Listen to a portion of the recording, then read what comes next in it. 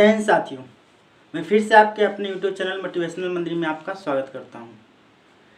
चलिए, तो हम लोग फिजिक्स की क्लास है, फिजिक्स पढ़ रहे हैं हम लोग, ठीक है ना। प्रकाश का अपवर्तन, क्लास 10th मैट्रिक के एग्ज़ाम के लिए, जो 2024 में एग्ज़ाम देने वाले उन साथियों के लिए, ठीक है।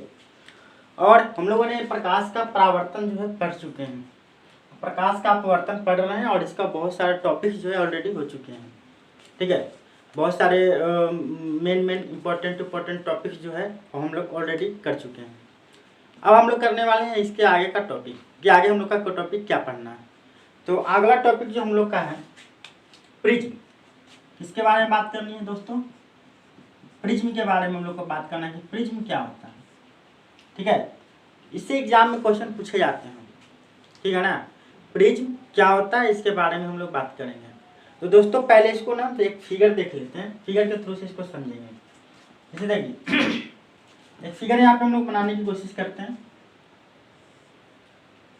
ऐसे और ऐसे, इसको बना लेना है।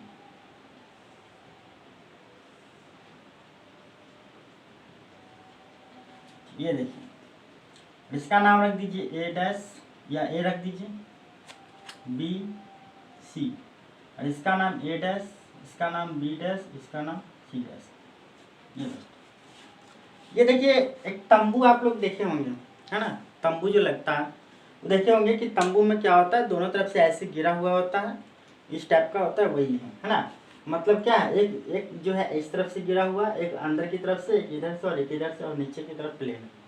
ये हमारा क्या है, प्रिज्म, ठीक है। इसी के बारे में हम लोग बात करेंगे कि प्रिज्म क्या होता है, किसे कहते हैं, और इसमें क्या क्या चीज़ें होती हैं, उन सभी चीज़ों के बारे में हम लोग बात करने वाले हैं, ठीक।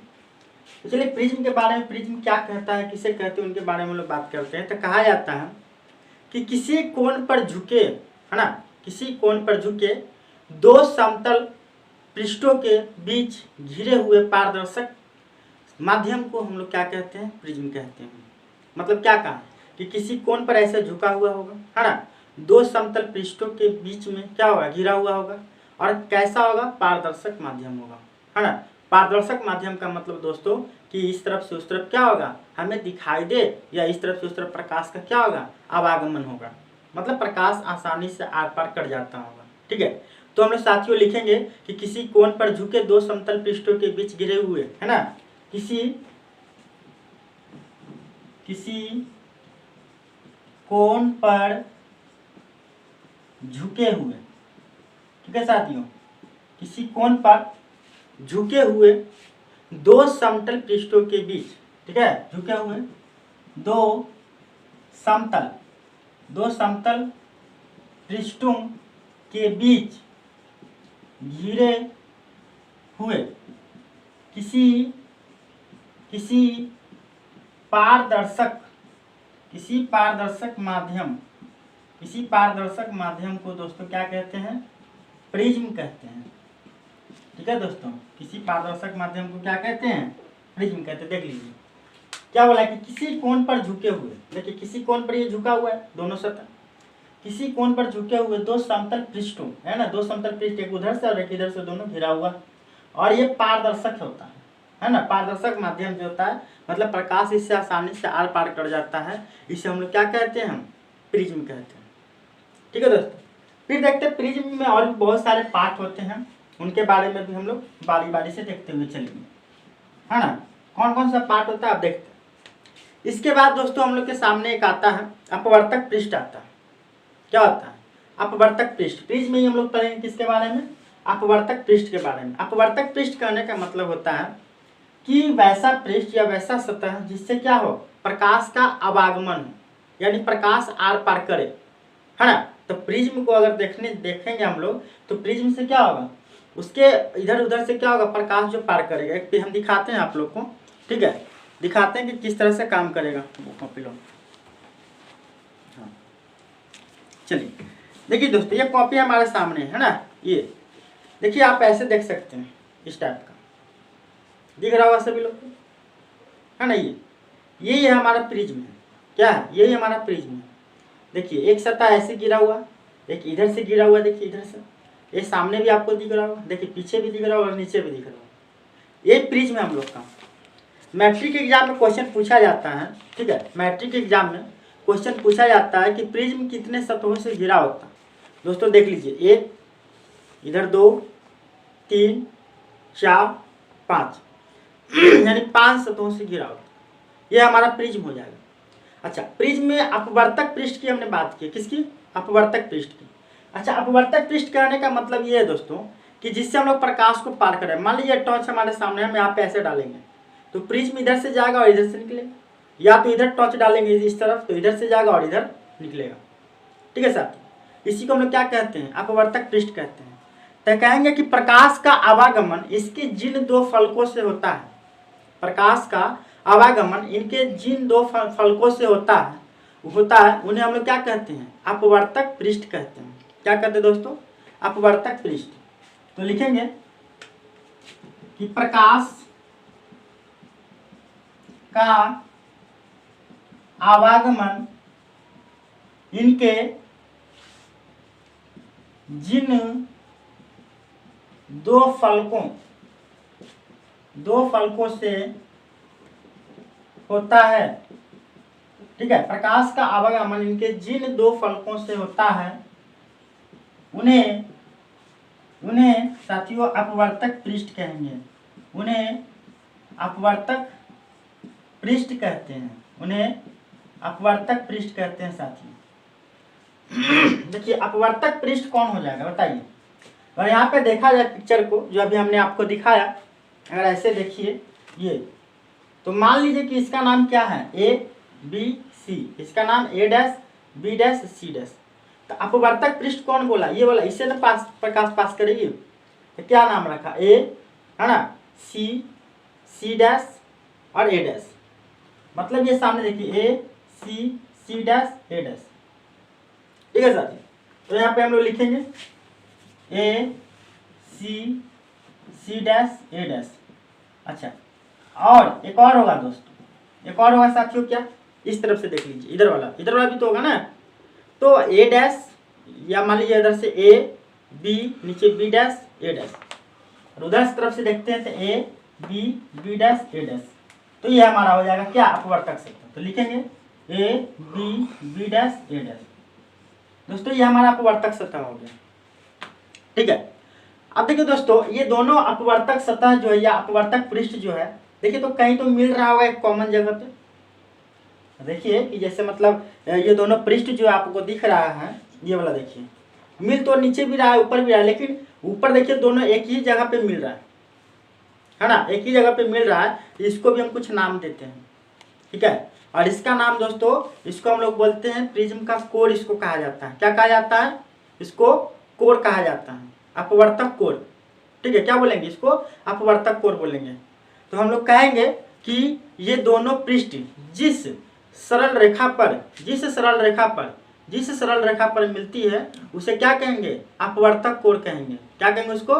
अपवर्तक कोर। ठीक है, चलिए लिखेंगे कि ये पृष्ठ जिस सरल रेखा पर मिलती है, ठीक है, ये दोनों पृष्ठ यानी कौन सा पृष्ठ? अपवर्तक पृष्ठ। ये दोनों, ये एक काम लिख लीजिए, ये दोनों अपवर्तक पृष्ठ जिस सरल रेखा पर मिलती है, ना, ये दोनों अपवर्तक पृष्ठ जिस सरल रेखा पर मिलती है, ठीक है दोस्तों, उसे प्रिज्म का अपवर्तक कोर कहा जाता है। मिलती है, ये दोनों अपवर्तक पृष्ठ जिस सरल रेखा पर मिलती है उसे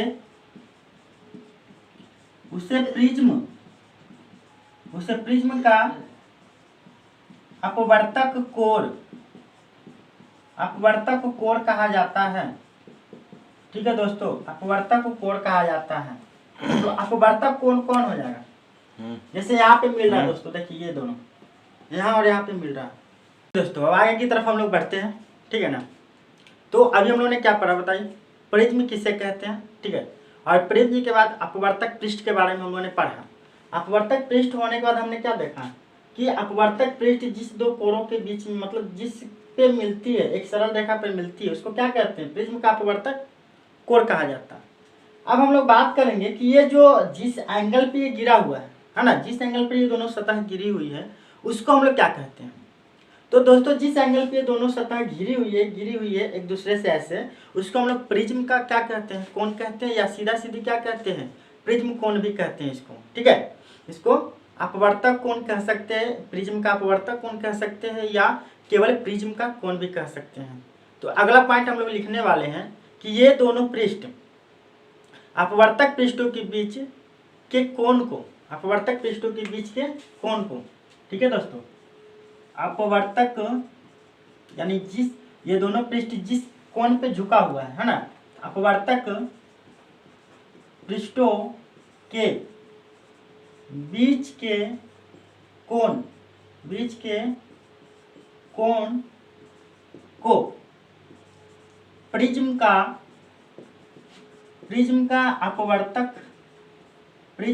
अपवर्तक कोण या प्रिज्म का कोण कहते हैं। प्रिज्म का कोण कहते हैं दोस्तों, प्रिज्म का कोण कहते हैं। ठीक है, देख सकते हैं प्रिज्म का कोण कौन हो सकता है? तो कोण ए, यहाँ ये देख लीजिए, ये वाला चाहे ये वाला, है ना, इसको हम लोग क्या कहते हैं? प्रिज्म का कोण कहते हैं दोस्तों। ठीक है, चलिए, तो प्रिज्म के कोण के बाद फिर हम लोग देख रहे हैं इधर वाला जो सतह है उसके बारे में बात कर लिया, उधर वाले सतह उसके बारे में बात कर लिया, ये लाइन है ऊपर उसके बारे में बात कर लिया, इसके बारे में कोण के बारे में बात कर लिया। अब हमारे पास दो चीज और बचा हुआ है, कौन कौन? एक इधर वाला सतह है, एक उधर वाला, और एक सबसे नीचे वाला। तो दोस्तों नीचे वाला जो सतह होता है ये देखिए अपवर्तक कोण के जस्ट अपोजिट में, है ना, अपवर्तक कोण जो है उसके जस्ट अपोजिट सामने में जो सतह होती है उसको प्रिज्म का हम लोग क्या बोलते हैं दोस्तों? आधार बोलते हैं।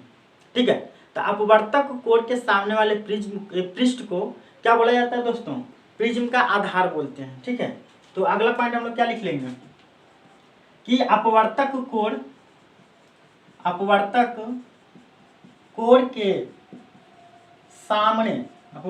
के सामने वाले, है ना, अपवर्तक कोण के सामने वाले सतह को प्रिज्म का आधार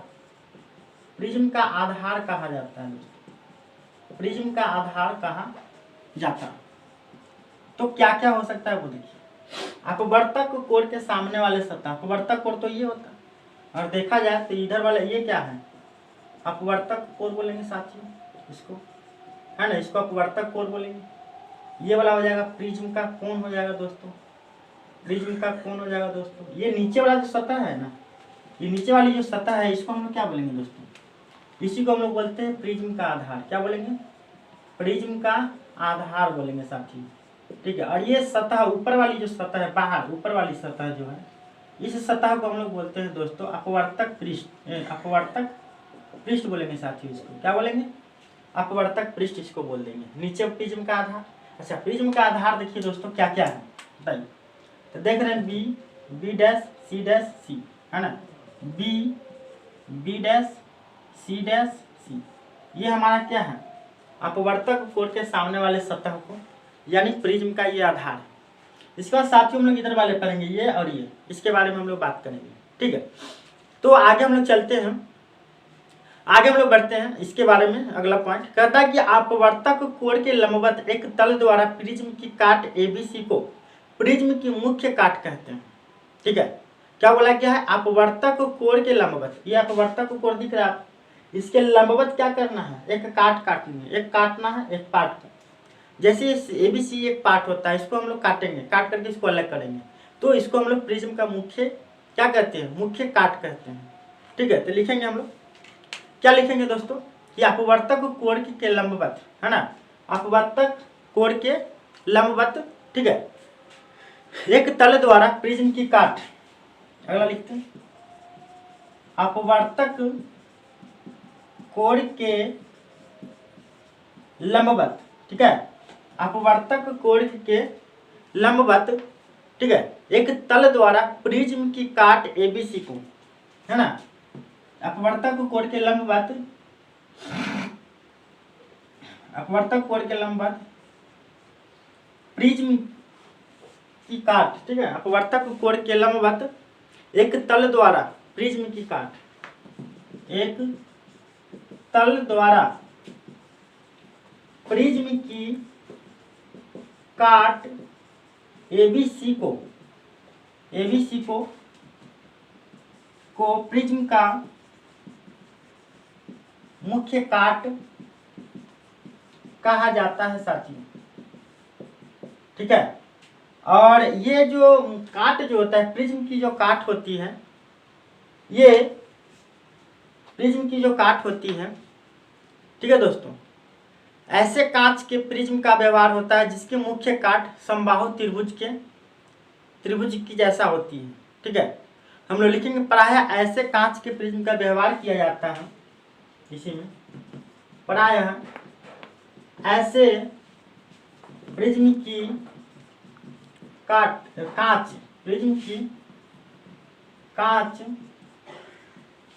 प्रायः ऐसे, ठीक है, प्रायः ऐसे उल्टा हो गया, ऐसे प्रायः ऐसे कांच का प्रयोग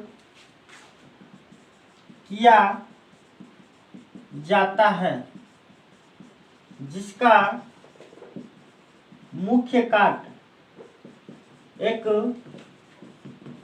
समबाहु त्रिभुज के समान होती है, ठीक है दोस्तों, समबाहु त्रिभुज के समान होती है। इसलिए प्रिज्म का कोण जो होता है वो कितना होता है, 60 डिग्री का होता है, ठीक है। इसलिए प्रिज्म का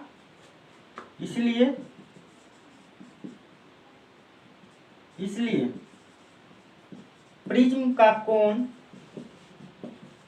60 डिग्री के बराबर होता है, 60 डिग्री के बराबर। देखिए दोस्तों, जैसे ये प्रिज्म जो है, जिसको क्या करना है, ऐसे हम लोग रखे होंगे तो ऐसा दिख रहा है। अगर मान लीजिए इसको अगर सामने रख दिया जाएगा, तो ऐसे सामने करके, तो क्या होगा, सामने जब इसको रखा जाएगा तो ये क्या करेगा ना, एक समबाहु त्रिभुज के जैसा बना हुआ दिखाई देता है ना। इसलिए इसको क्या करते हैं हम लोग, 60 डिग्री के बराबर इसको हम लोग मान लेते हैं, ठीक है। इसको याद रखिएगा। और एक और पॉइंट लास्ट में हम लोग का है, विचलन का कोण पूछता है, ठीक है, विचलन का कोण पूछता है। तो विचलन के कोण के बारे में हम लोग बात करते हैं कि आपतित किरण, ठीक है, आपतित किरण और निर्गत किरण के बीच का जो कोण होता है उसको हम लोग विचलन का कोण कहते हैं। तो उसके लिए हम लोग क्या करते हैं, प्रिज्म का काट ले लेते हैं, है ना, ऐसे इस टाइप का, देखिए इस टाइप का प्रिज्म का मैंने काट ले लिया, ठीक है। इसको क्या करना है, यहाँ से प्रकाश का किरण आपतित करवाना, और ये देखिए दोस्तों सामने निकल जाएगी ऐसे, ठीक है, और ऐसे हो जाएगा, और ये चला जाएगा ऐसे, इसको बढ़ा दीजिए। तो दोस्तों देखिए यहाँ पे ये जो आपका इधर वाला जो लाइन है वो क्या है, आपतित किरण है, और ये नीचे वाला लाइन जो क्या है दोस्तों, निर्गत किरण है, क्या है। और इसके बीच में जो ये कोण बन रहा है इसको हम लोग विचलन का कोण बोलते हैं साथियों, क्या बोलते हैं, विचलन का कोण। तो आगे हम लोग लिखेंगे कि आपतित किरण तथा निर्गत किरण के बीच के कोण को विचलन का कोण कहा जाता है। आपतित किरण तथा निर्गत किरण के बीच का कोण विचलन का कोण कहलाता है, विचलन का कोण कहलाता है दोस्तों, ठीक है। क्या कहलाता है, विचलन का कोण कहलाता है, ठीक है। और विचलन का कोण जो है इस पे डिपेंड करता है आपतन कोण पे। आपतन कोण जितना ज्यादा होगा, है ना, प्रिज्म का अपवर्तक कोण पे डिपेंड करता है, और प्रिज्म का अपवर्तक कोण जितना ज्यादा होगा विचलन का कोण क्या होगा, उतना ही अधिक होती है, ठीक है। चलिए हम लोग नेक्स्ट टॉपिक की तरफ हम लोग बढ़ते हैं आगे, ठीक है ना। चलिए अब आगे बढ़ते हैं, अगला टॉपिक क्या है,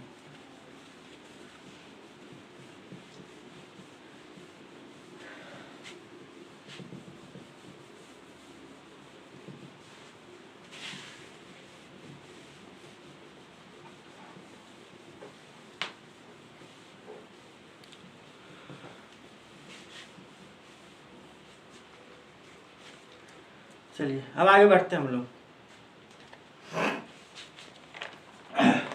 इसके बाद दोस्तों हम लोग लेंस के बारे में बात करने वाले हैं। किसके बारे में? लेंस। जिस तरीके से हमने दर्पण के बारे में बात किया था वैसे आज हम लोग लेंस के बारे में बात करेंगे।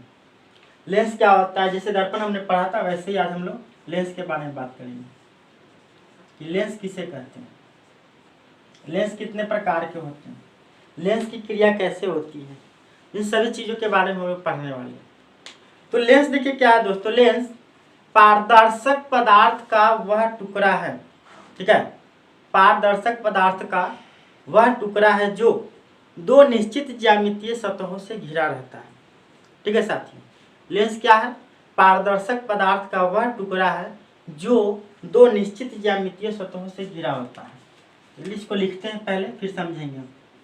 क्या बोला? लेंस वह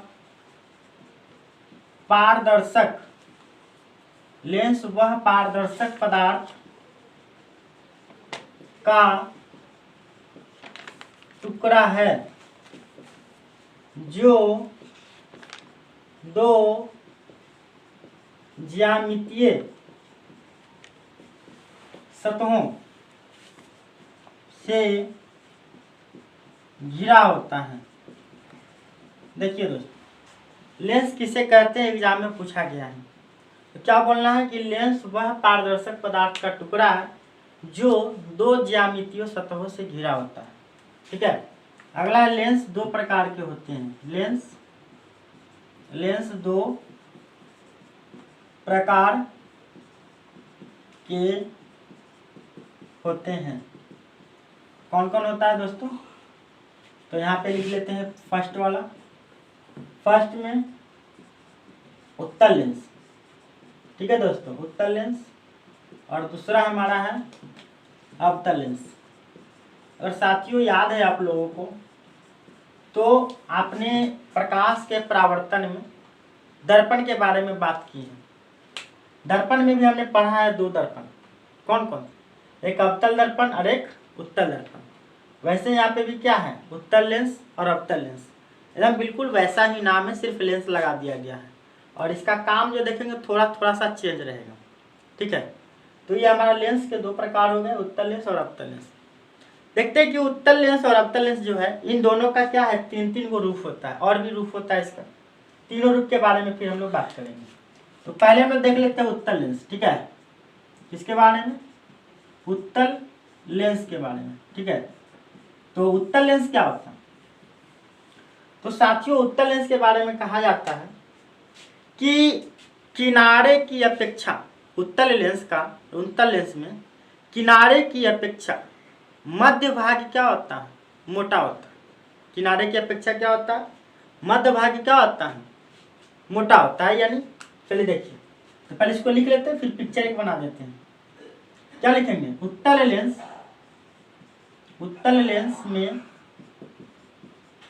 लेंस में किनारे, है ना, किनारे की अपेक्षा मध्य भाग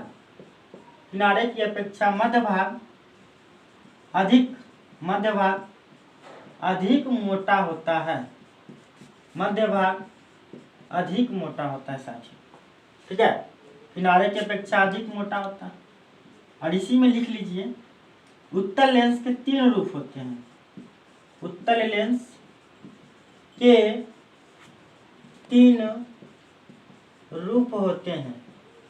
अब कौन कौन होता है देखिए। तो फर्स्ट की हम लोग यहाँ पे बात करेंगे। उत्तल लेंस के तीन रूप होते हैं, तीनों के बारे में बात करेंगे। ठीक है, कौन कौन होता है? तो देखिए दोस्तों, पहला जो होता है वो है उभय उत्तल। क्या है? उभय उत्तल। दूसरा है समतुलोत्तल और तीसरा है अवतलोत्तल, नाम है। ठीक है, तो उभय उत्तल देख लेते हैं। पहला क्या है? उभय उत्तल। क्या है? उभय उत्तल। ठीक है, तो उभय उत्तल देखिए दोस्तों ऐसा होता है। उभय उत्तल मतलब दोनों तरफ से क्या होता है? उत्तल होता है। अगर साथियों याद है तो याद कीजिए, उत्तल दर्पण और अवतल दर्पण में हमने याद कराया था कि ऊ से उत्तल यानी जिसका भाग, जिसका उठा हुआ भाग उसको उत्तल दर्पण या उसको उत्तल लेंस कहेंगे। तो देखिए दोस्तों यहाँ पे भी ये दोनों तरफ से क्या है, उठा हुआ है ना, तो इसको हम लोग क्या कहेंगे, उत्तल लेंस कहेंगे। ठीक है, तो उभय उत्तल इसको बोलेंगे। दूसरा की अगर मैं बात करूं यहाँ पे, तो दूसरा नंबर हमारा है समतुलोत्तल। क्या है, समतुलोत्तल, समतुलोत्तल, समतुलोत्तल। ठीक है, समतलोत्तल, अच्छा इसको हटा देते हैं, समतलोत्तल। ठीक है, समतलोत्तल। समतलोत्तल दोस्तों ऐसा होता है, देखिए ऐसे। ठीक है, और थर्ड नंबर में है, थर्ड नंबर में साथियों हमारा है उभय अवतल, उभय उतलोत्तल। ठीक है, थर्ड में है अवतलोत्तल। ठीक है, क्या है, अवतलोत्तल, अवतलोत्तल। ठीक है साथी, ये और ये हमारा होता है ऐसा, देखिए ऐसे करके और इसी में ऐसा। ठीक है, इसको थोड़ा बढ़िया से बना लीजिए ऐसे। ठीक है, तो उभयोत्तल में कहता है दोस्तों कि जिसका दोनों भाग यानी दोनों पार्ट क्या है, उत्तल है ना, जिसका दोनों तल क्या होता है, उत्तल होता है, उसको उभय उत्तल बोलते हैं। तो यहाँ लिखेंगे हम लोग क्या, जिसका जिसका दोनों तल, जिसका दोनों तल क्या हो, जिसका दोनों तल उत्तल हो, जिसका दोनों तल क्या हो, उत्तल हो, उसको उभय उत्तल बोलेंगे। इसमें बोलेंगे साथियों जिसका एक तल क्या हो, समतल हो, जिसका एक तल समतल हो तथा दूसरा तल उत्तल, तथा दूसरा तल क्या हो, उत्तल हो, जिसको हम लोग साथियों क्या बोलेंगे, समतुलोत्तल। और इसमें होता है कि जिसका एक तल, जिसका एक तल अवतल हो, अवतल हो तथा दूसरा तल क्या हो, उत्तल हो, उसको हम लोग दोस्तों क्या बोलेंगे, अवतलोत्तल बोलेंगे। तो दोस्तों ज्यादातर जो है ना हम लोग ये वाला यूज करने वाले हैं, वो सब नहीं, ज्यादा हम लोग ये यूज करेंगे। तो यहाँ पे देख लीजिए कि दोनों तरफ उठा हुआ है, अब दोनों तरफ उठा हुआ है तो दोस्तों इसको हम लोग उभय उत्तल बोलेंगे और ज्यादातर इसी को यूज करेंगे। तो पहचानने का तरीका यही रहेगा, यू से उठल और उसे उत्तल। ठीक ना, उसे उत्तल, वो उठल और उसे उत्तल। गाँव देहात में उठल का मतलब उठा हुआ पार्ट हम लोग बोलते हैं, अगर कोई चीज उठा हुआ है तो उसको कहते हैं कि वो उठल है ना, उठल भाग है। चलिए ये हमारा उत्तल लेंस की कहानी हो गई। क्या सीखे, उत्तल लेंस में किनारों की अपेक्षा मध्य भाग अधिक मोटा होता है। उत्तल लेंस के 3 रूप होते हैं, उभय उत्तल, समतल उत्तल और अवतल उत्तल। ठीक है, चलिए इसके बाद हम लोग बात करते हैं सेकेंड नंबर अवतल लेंस की। ठीक है, इसकी बात करेंगे, अवतल लेंस की बात कर लेते हैं। तो इन सब चीजों को हटा देते हैं।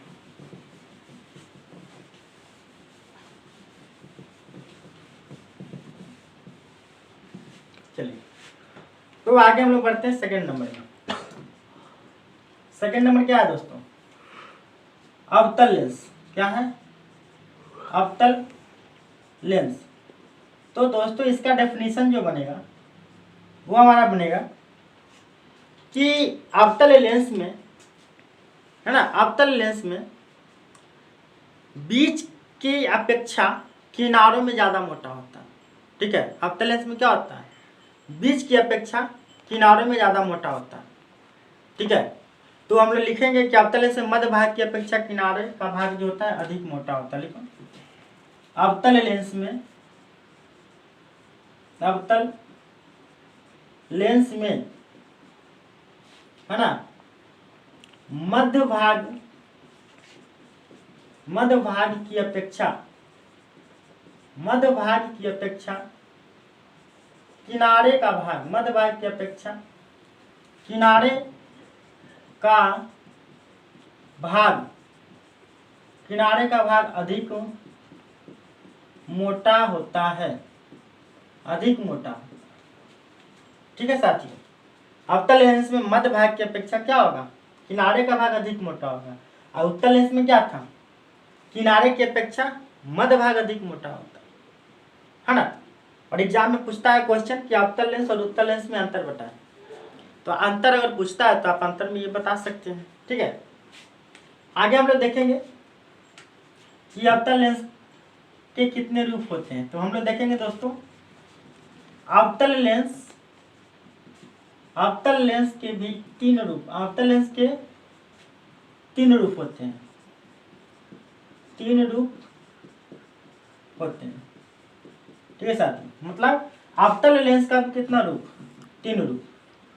ठीक है ना। उत्तल लेंस का भी तीन रूप था और अवतल लेंस का भी क्या है, तीन रूप है। तो देखते हैं कौन कौन सा तीनों रूप है, इसको हटा दे रहे।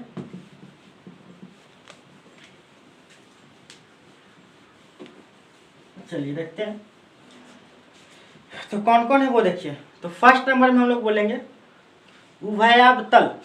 ठीक है, फर्स्ट देख लीजिए कौन है, उभयावतल बोलते हैं इसको, ऐसे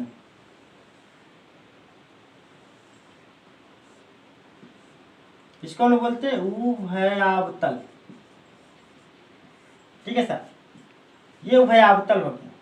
उभयावतल का मतलब होता है कि दोनों पार्ट क्या हो, अवतल। दोनों पार्ट क्या हो दोस्तों, अवतल। अवतल का मतलब अंदर की तरफ धंसा हुआ होता है।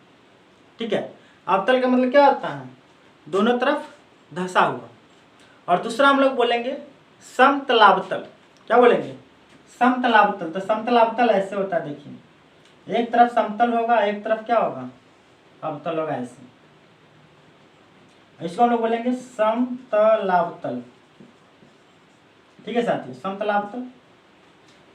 और थर्ड नंबर पॉइंट जो होता है इसका दोस्तों, समतलावतल समझ गए ना, एक तरफ क्या होगा, समतल होगा, और एक तरफ क्या होगा, अवतल होगा। और थर्ड नंबर है उत्तलावतल। क्या होगा, उत्तलावतल।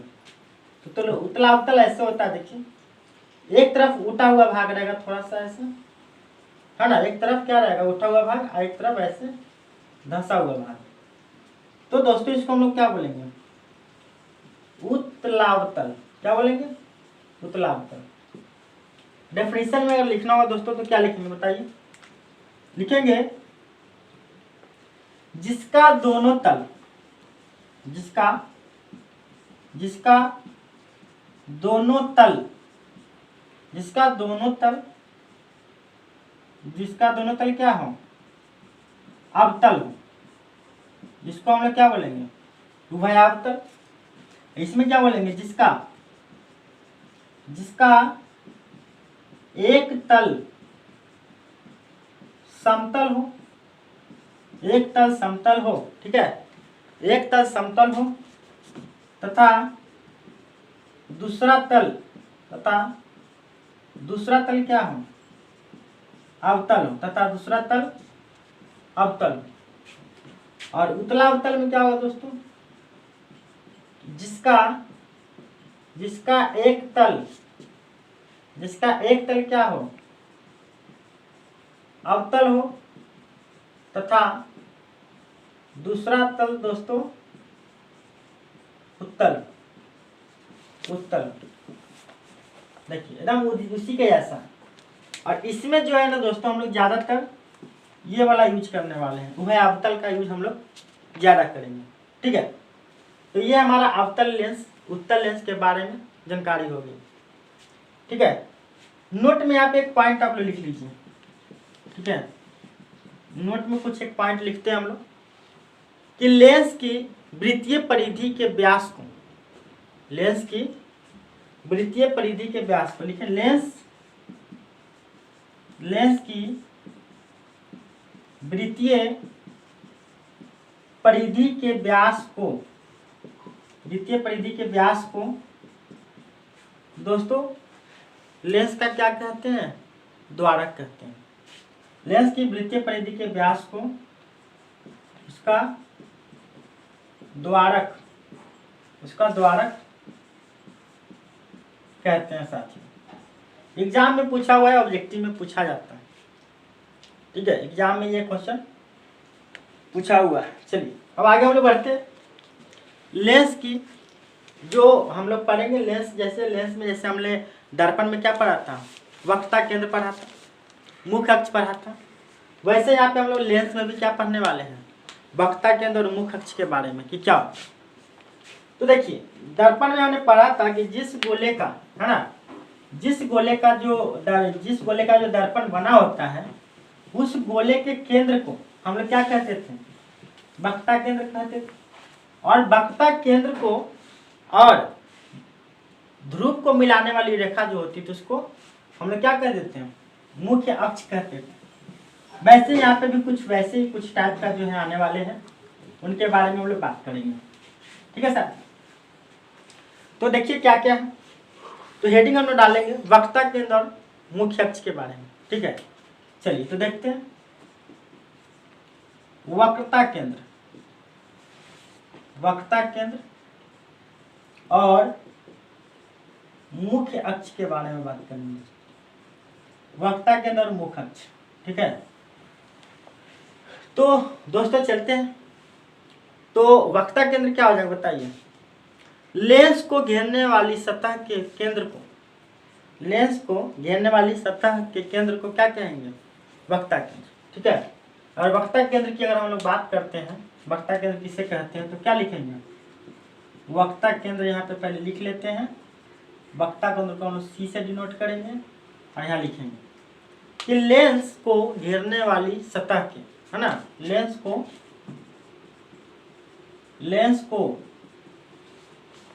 घेरने वाली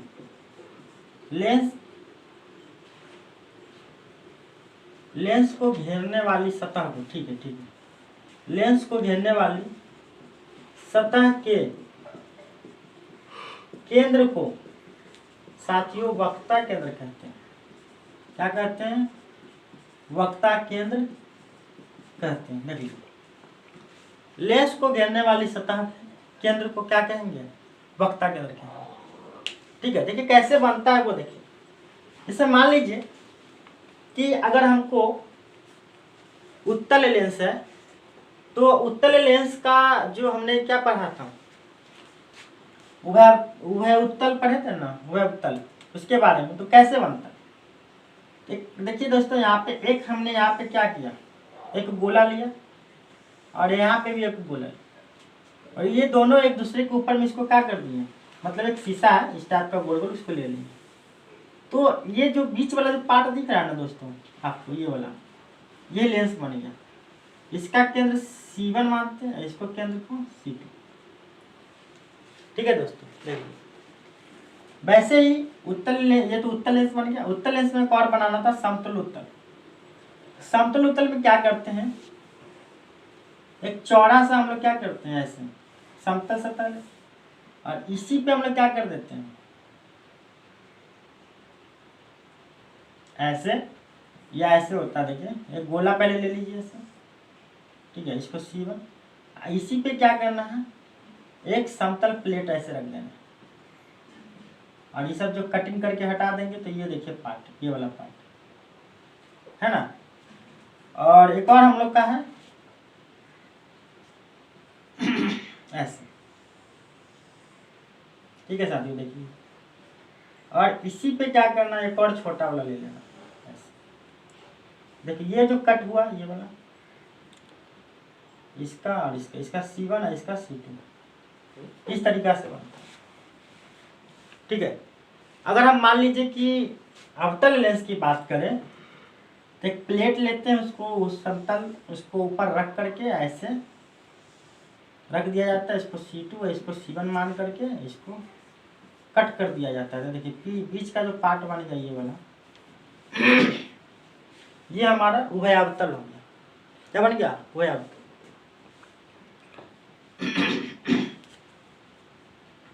और इसके बाद क्या करना है, समतल अवतल की हम लोग बात करेंगे। तो समतल अवतल कैसे बनेगा उसके बारे में बात कर ले। तो इसके लिए क्या करते हैं कि एक प्लेट ले लेंगे, बड़ा सा, पहले गोला लेकर के एक प्लेट के ऊपर रख देते हैं इसको और कट कर देते हैं। ठीक है, ये वाला पार्ट जो बन रहा है ये, इसको क्या कहते हैं? समतलाप। और इसके लिए हम लोग क्या करेंगे, एक बड़ा सा वृत्त ले लीजिए, एक और छोटा सा वृत्त ऐसे, इसको C1 इसको C2, देखिए ये वाला पार्ट जो बन गया ये वाला हमारा हो गया, ठीक है। और यही वक्ता केंद्र है C1 C2 जो दिख रहा है। इसका मतलब दोस्तों यहाँ पे क्या हो रहा है, वक्ता केंद्र दो को बन रहा है, जबकि हमारा दर्पण जब हम लोगों ने पढ़ा था तो एक ही को वक्ता केंद्र था।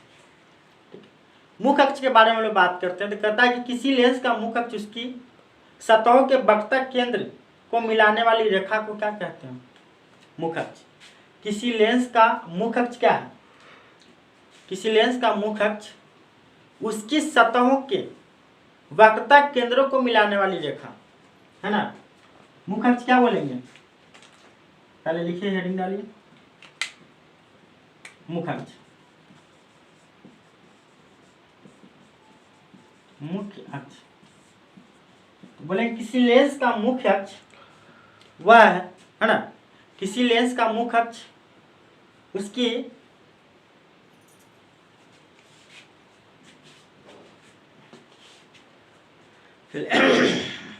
किसी लेंस का मुख्य अक्ष उसकी सतहों के वक्ता केंद्रों को मिलाने वाली रेखा। किसी लेंस का मुख्य अक्ष, किसी लेंस का मुख्य अक्ष उसकी सतहों के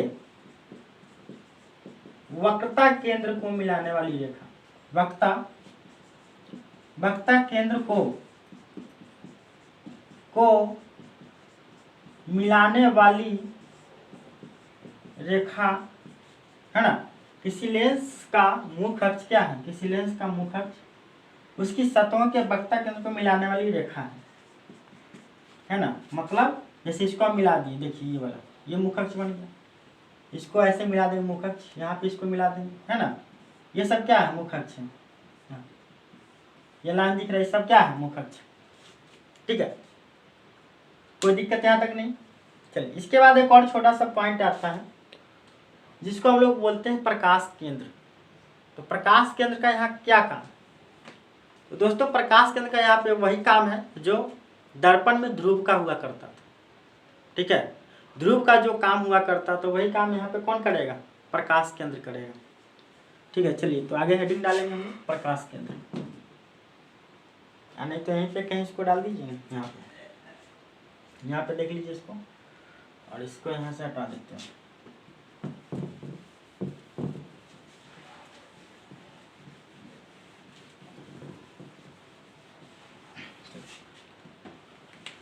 प्रकाश केंद्र, प्रकाश केंद्र के बारे में बात करते हैं। प्रकाश केंद्र,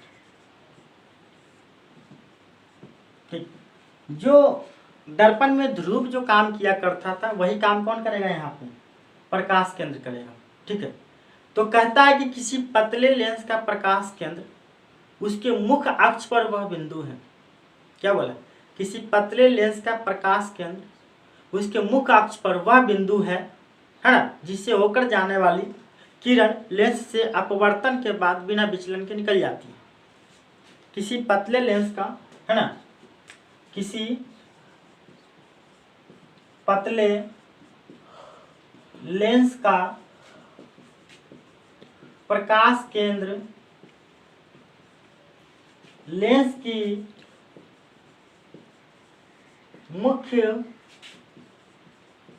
मुख्य अक्ष पर वह बिंदु है जहां से प्रकाश किरण बिना विचलन, जहां से प्रकाश किरण अपवर्तन के बाद, लिखिए प्रकाश किरण अपवर्तन के बाद बिना विचलन के निकल जाती है साथियों, बिना विचलन के निकल जाती है ना। पतला लेना है, मोटा नहीं, मोटा लेंगे तो फिर दिक्कत हो जाएगी, फिर प्रिज्म की तरह काम करने लगेंगे। इसलिए पतला लेंस यहाँ पे बात किया गया है। ठीक है साथियों, तो देखिए अगर हम लेंस की बात करें यहाँ पे तो ये बीच में होता है, ये प्रधान अक्ष हो गया। ऐसे प्रकाश को पास कराएंगे तो अपवर्तन के बाद क्या होगा, बिना विचलन के, कोई विचलन नहीं होगा और निकल जाएगा। यही हमारा क्या होता है, प्रकाश केंद्र होता है। ठीक है, इसके बाद हम लोग लेंस की क्रिया की बात करते हैं। किसकी बात करेंगे, लेंस की क्रिया। लेंस की क्रिया क्या होती है, कैसे काम करती है, इनके बारे में हम लोग बात करेंगे। ठीक है, इसको हटा देते हैं, लेंस की क्रिया की बात करते हैं। और ये भी एग्जाम में पूछता है, लेंस की क्रिया जो अभी बताने वाले हैं बहुत पूछता है। लिख लेंगे लेंसों की क्रिया।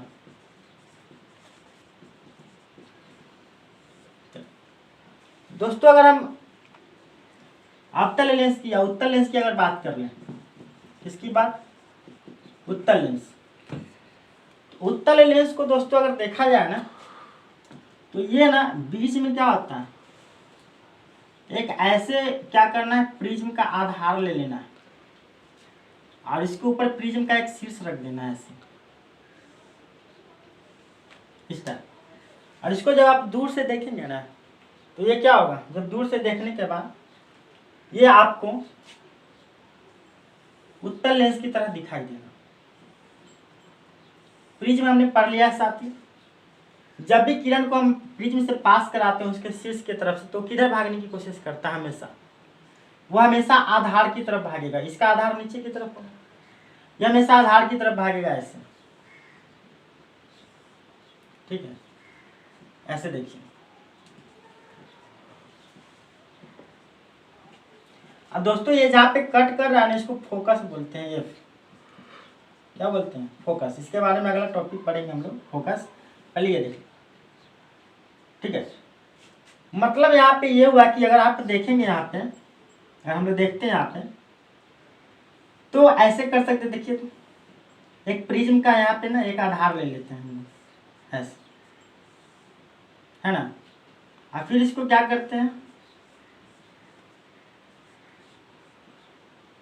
ऐसे।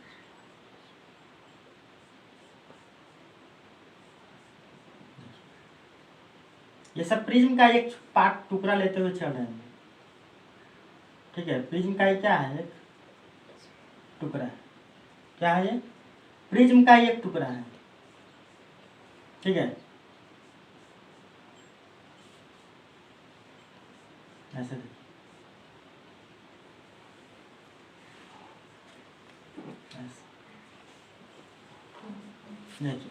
ये क्या है, प्रिज्म का एक टुकड़ा।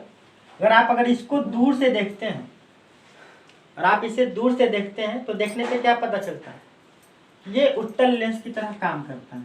ठीक है, ऐसे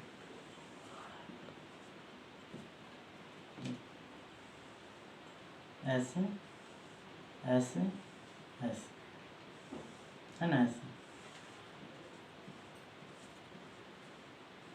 ठीक है, और ये सारे क्या होंगे, एक जगह पे मिलेंगे जाकर के ऐसे, देखिए, है ना। यहाँ पे सारे क्या हो रहे हैं, एक जगह पे मिल रहा है, टोटल के टोटल। ठीक है ना। तो उत्तल लेंस जो है क्या है, प्रिज्म की तरह ही काम करता है ना, प्रिज्म का ही कुछ पार्ट को मिला करके ऐसा काम करता है। तो ये हमारा क्या था, उत्तल लेंस था। अवतल लेंस की बात करते हैं दोस्तों। अगर अवतल लेंस को देखा जाए यहाँ पे, तो अवतल लेंस को अगर हम देखते हैं साथियों, तो प्रिज्म को क्या कर देना है, आधार को ऊपर कर दीजिए, है ना। आधार को ऊपर करके ऐसे कर लीजिए, ऐसे। इसके बीच में एक छोटा सा पॉइंट ऐसे एक स्लैब रख दीजिए, फिर आधार को इन्हें पलट दीजिए ऐसे। ठीक है, ऐसे ऐसे ऐसे। अब बताइए, जब प्रिज्म से कोई प्रकाश की किरण गुजरती है, उसकी क्या खासियत होती है, उसकी खासियत होती है कि वो क्या होता है, कि आधार की तरफ मुड़ेगी। मतलब ये क्या है, ऐसे आधार की तरफ मुड़ रही है, ऐसे।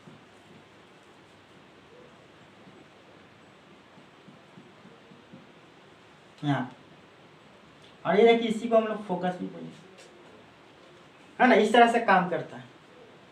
अगर देखा जाए इसको, अगर ऐसे बनाए हम लोग, तो एक प्रिज्म लेना है ऐसे, अब प्रिज्म को ना आधार ऊपर करते हुए, आधार को ऊपर करते हुए लाना है।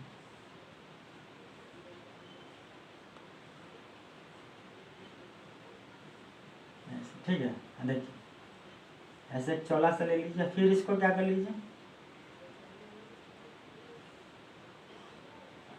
ऐसे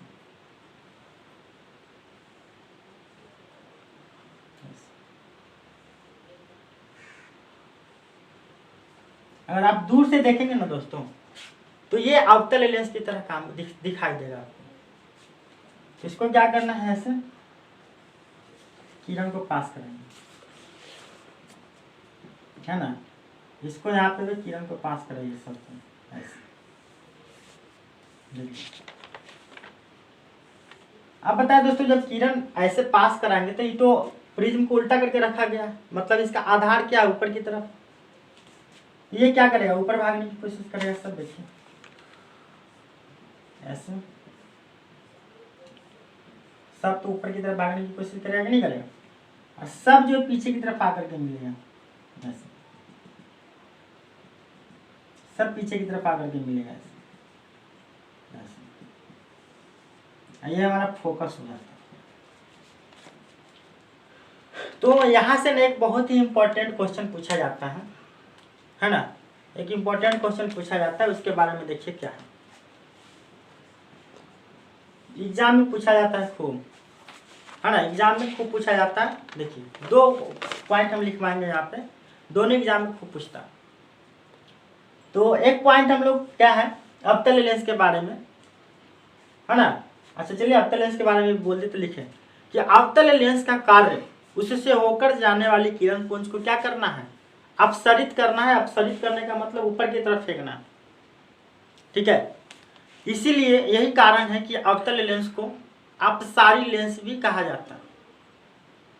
एग्जाम में पूछा हुआ है कि उत्तल लेंस को अभिसारी लेंस क्यों कहा जाता है, अवतल लेंस को अपसारी लेंस क्यों कहा जाता है। या पूछा जाता है कि अभिसारी लेंस किस लेंस को कहा जाता है या अपसारी लेंस किस लेंस को कहा जाता है। तो क्या लिखेंगे कि अवतल लेंस का कार्य उससे होकर, अवतल लेंस का कार्य उससे होकर जाने वाली प्रकाश किरण को अपसरित करना है। प्रकाश किरण को अपसरित करना है। यही कारण है कि अवतल लेंस को, यही कारण है कि अवतल लेंस को अपसारी लेंस भी कहा जाता है। अपसारी लेंस भी कहा जाता है। समझे साथियों। चलिए इसको स्टार लगा लीजिए, क्योंकि एग्जाम में पूछा हुआ है बहुत बार। इसको भी स्टार लगा लीजिए आप। इसका उल्टा वाला बात कि उत्तल लेंस का कार्य क्या है, कहेंगे कि उत्तल लेंस का कार्य उससे होकर जाने वाली प्रकाश किरण को अभिसरित करना है। अभिसरित करना है। यही कारण है कि उत्तल लेंस को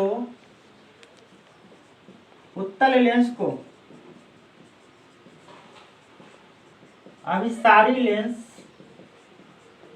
भी कहा जाता है साथियों।